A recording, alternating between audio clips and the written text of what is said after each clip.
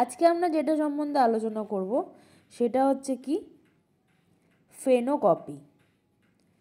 ফেনোকপি সম্বন্ধে আমরা যেটা দেখব সেটা হচ্ছে, প্রথমে আমি লিখে নিচ্ছি এখানে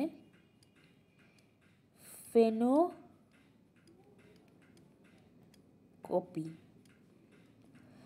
আচ্ছা, ফেনোর কথার মানেটা কি? ফেনো কথার মানে হচ্ছে এক্সটার্নাল ক্যারেক্টার,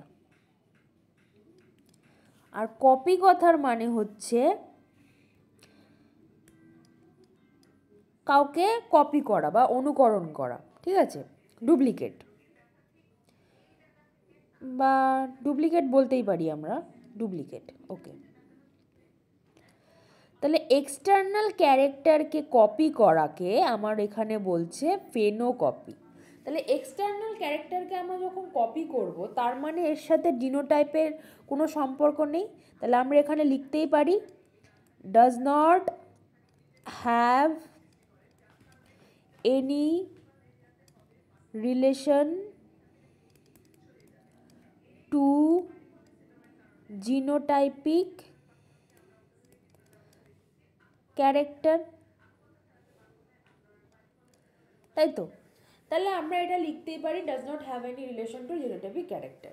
এবার ফেনোকপি বোঝাতে গিয়ে আমি যদি এক্সাম্পল দিই, তাহলে মনে করি একটা রয়েছে আর আর,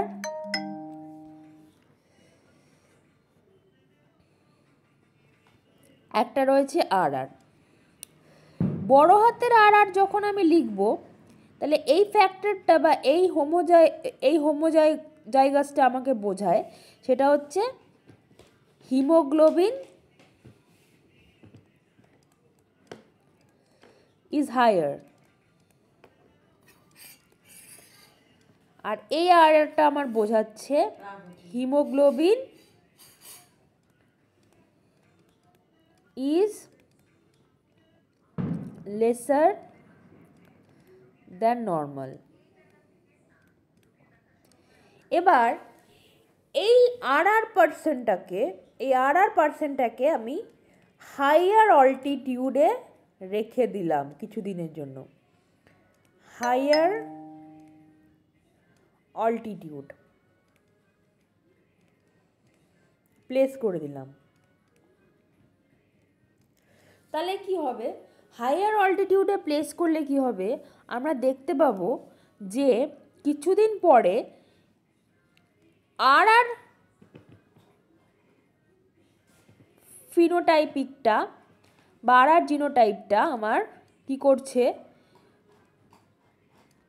আর আর এর মতো আচরণ করছে, মানে বড় হাতের আর আর এর মতো আচরণ করছে। মানে এটা তখন মনে হবে যে এর হিমোগ্লোবিন